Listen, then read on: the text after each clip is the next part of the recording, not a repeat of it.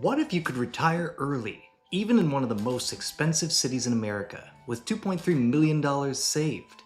That's the question John and Emily Miller are facing as they both reach the age of 55. They've worked hard, raised a family, saved diligently, and now they're looking at retiring, but they're wondering, can they finally step away and do so while they still have their health and energy? John's been working for a government contractor for decades, putting in long hours and battling DC traffic. Emily, after raising their 3 kids, returned to work as a teacher. They love their community, and they want to stay at their neighborhood just outside Washington, D.C. But like many pre-retirees, they're unsure if they've done enough, especially since most of their savings are tied up in pre-tax accounts. In today's video, we're going to walk you through their retirement readiness step by step. We'll look at how longevity risk, healthcare costs, and travel spending all impact their timeline. If you've ever wondered whether early retirement is realistic, this case study will help you find out. Hi, I'm John Norberg, a certified financial planner and founder of Norberg Wealth Management, and I've helped hundreds of clients like John and Emily figure out if and when they can afford to walk away. And the truth is, the number matters a lot less than the plan behind it. Which is why in today's Financial Prof video, I'm going to show you the exact steps that we took to create a plan to help John and Emily achieve their goals of early retirement, traveling abroad, and spending more time with family without fear of ever having to go back to the daily commute. So John and Emily Miller are both getting ready to turn 55. They've lived in the same home in suburban DC for 20 years, surrounded by friends, family, and a lifestyle they love, from evenings at the Kennedy Center to weekly dinners with their adult children who live in the area, and the last of whom is just finishing up college. John's worked in government contracting, earning about $200K per year, managing high-pressure contracts and long commutes after the RTO mandates. After an early career in higher education and administration, Emily took a break to raise their 3 children and later returned to work as a private school teacher, where she's earning $60K. Together, they've built up a nest egg of about $2.3 million in investable assets. The majority of it is in pre-tax retirement accounts like 401Ks and IRAs, with only about 10% or $250,000 in a joint taxable account. Now, they've done a good job saving, but now they're wondering if that's enough. They feel like they should have more to show for their efforts, but because they value good education highly, they also spent heavily on school for their children, which has cut into their ability to retire next year. Not so much because they're tired of working, but because they want to enjoy their health, their freedom, and their time together while they still have all of the above. John especially has watched many of his friends who also work in government jobs take early retirement offers, and he's watched with some envy as they've been able to stop working and start living, and he's wondering if he could do the same. Now, Emily enjoys her job to a point, but it's starting to wear on her, and teaching isn't the same today as it was even 5 years ago. They've watched a lot of videos and read articles about retirement and withdrawal rates, and they've run the 4% rule against their retirement nest egg to see if it could work. And if they live purely on withdrawals, that would mean over a 6% withdrawal rate, which feels irresponsible if not foolhardy. Now add to that the fact that they both have longevity in the family, and making this money last seems almost impossible. What about healthcare? It seems costs are going up every day, and insurance before Medicare is going to be expensive. They're also about to welcome their 3rd grandchild in as many years, and they want to be there for the birthday parties, the ball games, and the overall support to their children's families that only a village can provide.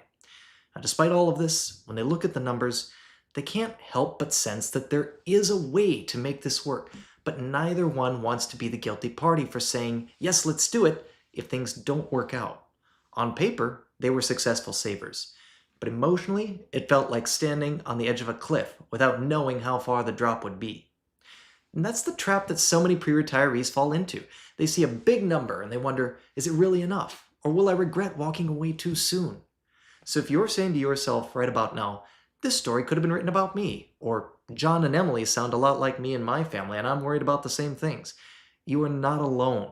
Whether it's early retirement, healthcare costs, or knowing how much lifestyle you can really afford, the decisions you make now are going to shape the next 30 to 40 years of your life. If you'd like help stress testing your own retirement plan, the way we did and you're about to see for John and Emily, just click the link in the description and you'll receive a free personalized Loom video from me that walks through your specific numbers so you can start to see where the risks and the opportunities truly are. And so for John and Emily, they came to us armed with statements, spreadsheets, and dreams to see if it could be done, or if the story of early retirement was merely a fairy tale. We took them through our quill and ledger planning system, and after sitting down with them for the first meeting in that process, we were able to distill their fears and worries down to three major questions. Number one, is it possible? Number two, what do we need to do to get there? And number three, what risks do we face if we go through with this? To show you how we answered these questions as we took them through the rest of our process, I'm going to use Wealth Vision, which is a financial planning software powered by eMoney and used exclusively by LPL-affiliated softwares. So let me go ahead and pull up their numbers for you. All right, so the first thing you're going to see here on the screen in Wealth Vision is the plan as it stood when they first came to us, again, armed with spreadsheets, statements, and documents to see if this was realistically possible. And then to the right of that, you've got some changes, some flexibility that we built in after we had a conversation about what was truly important and what we could do to get them from here to there. Now, unfortunately, what you see is the base plan of trying to retire at 55 and make it all the way through only had a 15% chance of success when we ran it through our Monte Carlo simulation, which, of course, if you're familiar with Monte Carlo, that's just a simulation that runs your portfolio and your goals and your numbers through 1,000 different permutations that the market could take over the course of, in this case, until age 100. So for John and Emily, we're talking about 45 years, right? And only in 15% of those scenarios did they not run out of money. However, once we did sit down, take them through the quill and ledger process, and really discuss what was important and where we could make some fine-tunings to the plan that they had, we were able to get them up to a 77% chance of likelihood. Which is great because really when we're doing these plans, we don't really want to shoot for 100% unless we're looking to leave assets to the next generation or to beneficiaries, right?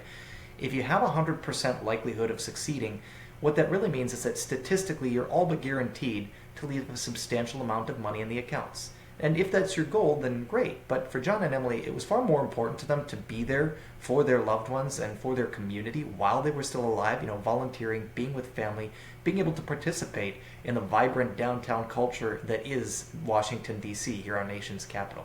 So to be able to get to 77%, that's pretty darn good. Really what we're looking for is anywhere from 75% to about mid-80% or even 90% on the high end. Again, anything north of that, and you're probably looking at leaving assets behind. So let's talk a little bit about what we actually discussed with John and Emily. So when we talked with them about what was truly important about 55, why now?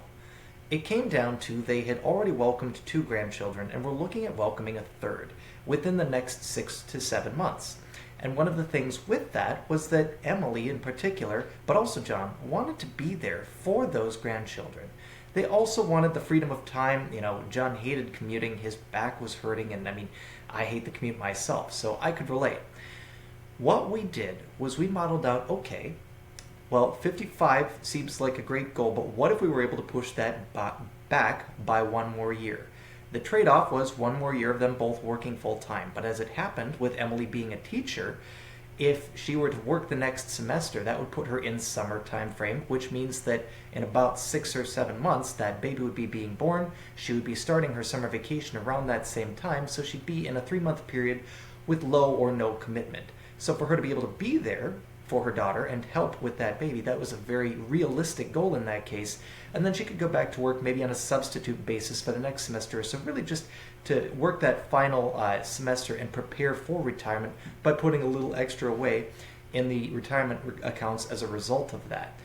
When John heard this, he felt like it was a very reasonable thing for him to be able to work 1 more year as well, and that way they could, in essence, retire around the same time, and Emily was still able to be there for the first couple of months after grandchild number 3 was born. Now, one of the things that we also discussed was John doing some part-time consulting work, even if they just worked till age 56. So 1 more year. That added literally hundreds of thousands of dollars in potential portfolio value.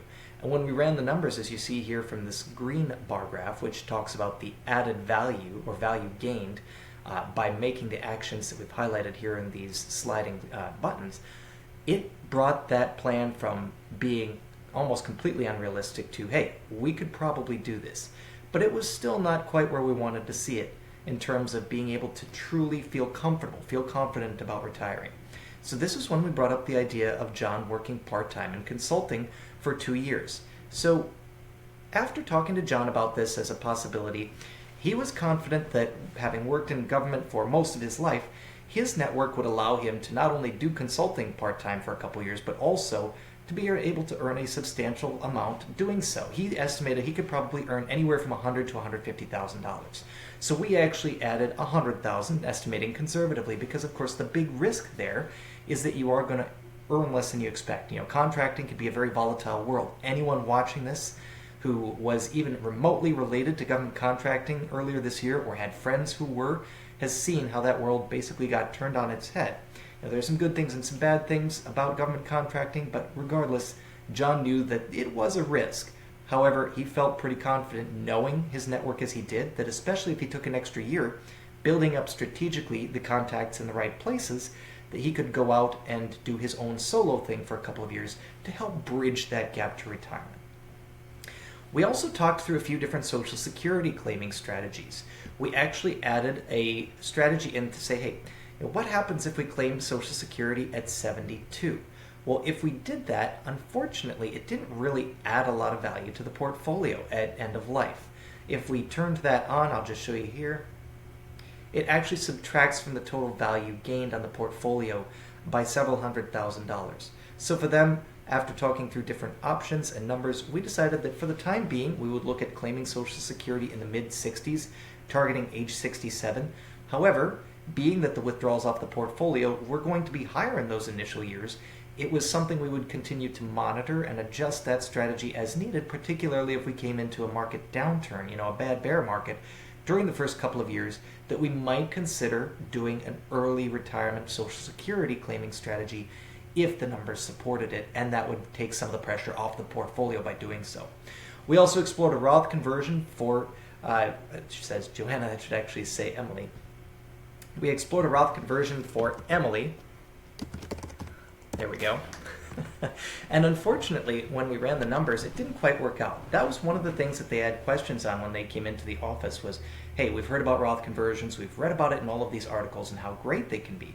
And here at Norberg Wealth Management, we love Roth conversions if they make sense.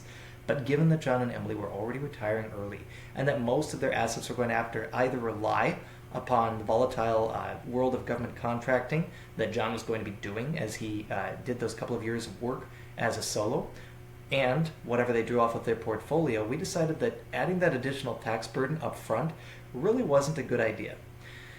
So the other big unknown that ended up being a substantial change to the portfolio was the health insurance question. Whenever you retire before Medicare, you're going to have to find health insurance somewhere or take the risk of going it alone, right? And that can be a really big risk, especially as we get into our older years, 50s and 60s, and start experiencing more health events. This is one of the things that we were able to work with them and a good connection network friend of ours who works in the health insurance space to figure out that the plan that they thought they needed, which would have cost them a combined total of about $25,000, was completely unnecessary. It was too much. It was like trying to destroy a molehill with a bazooka gun. What they really needed was something that was going to be substantially cheaper and still fulfilled their healthcare goals based on what they thought they were going to need. And it would actually only cost them $7,500 a piece, or about $15,000 per year until age 65. So we modeled that into the portfolio as well. Now, Emily is a teacher, remember, and one of the things that she taught was history. In fact, it was her favorite thing whenever she did get to teach it. She loved reading, she loved being part of history reenactments and things of that nature. And John enjoyed the same thing too. So when they talk about travel, they wanted to go see some of these places, especially overseas that they'd never been but had read about. And so what we did, we modeled in travel in the first 6 years of retirement. Why 6 years? Well, when we sat down and talked about, hey, we could probably make this work if we come to the understanding that an additional $10,000 per year throughout the course of that entire portfolio and its lifetime, specifically your lifetime, is not going to be realistic, but we can probably spend a little more upfront with the understanding that as you get older and you probably don't want to do quite as much anyway, we can start to back off of that spending. And they talked about it. I could see them making eye contact and kind of discussing it together. We came to an understanding together that yes, that would be okay. Now, if markets are good over the next half dozen years and we're able to spend a little bit more or maybe take a few extra trips even after that initial stage of retirement, maybe take the family on a trip.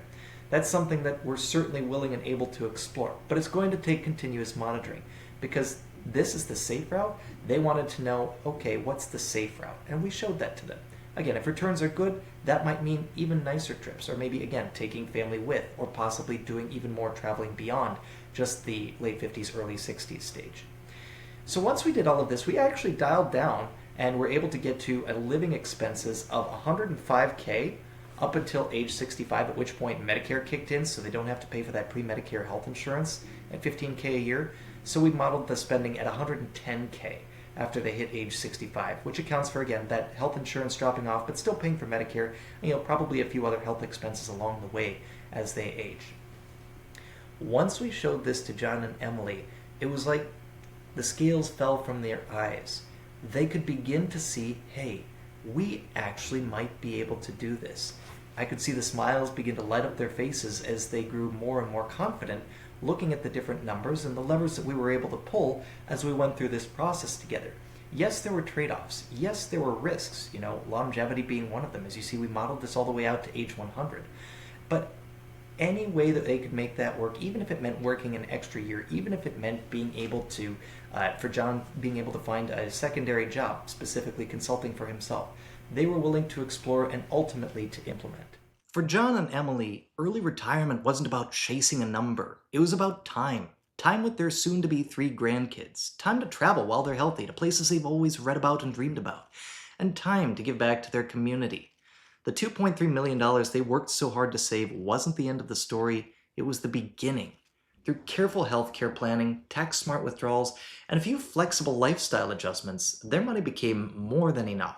Even under stress-tested scenarios, their plan carried them well into their 90s and all the way up to age 100 with security and freedom and most likely a fair bit left over too. The biggest insight? It wasn't just about how much they had, it was about how they used it. When they focused on control, flexibility, and timing rather than chasing a magic number, they got the answer they were hoping for and the freedom they'd been working towards. The lesson here is that retirement readiness isn't about hitting a specific sum in the accounts, it's about building a strategy that turns your savings into a life you can actually live. For John and Emily, that meant saying yes to retirement earlier than they ever thought possible. So again, if you're looking at this case and you're saying, gosh, I see a lot of myself in there, or you'd like to find out, well, where do my numbers actually stand, and what does it mean for me? Then I would encourage you to click that link in the description below, and we would love to hear from you. Again, I'll send a personalized Loom video using your specific retirement numbers and goals so that you can see where you stand and what that clarity might look like for you. And in the meantime, I'll see you out there.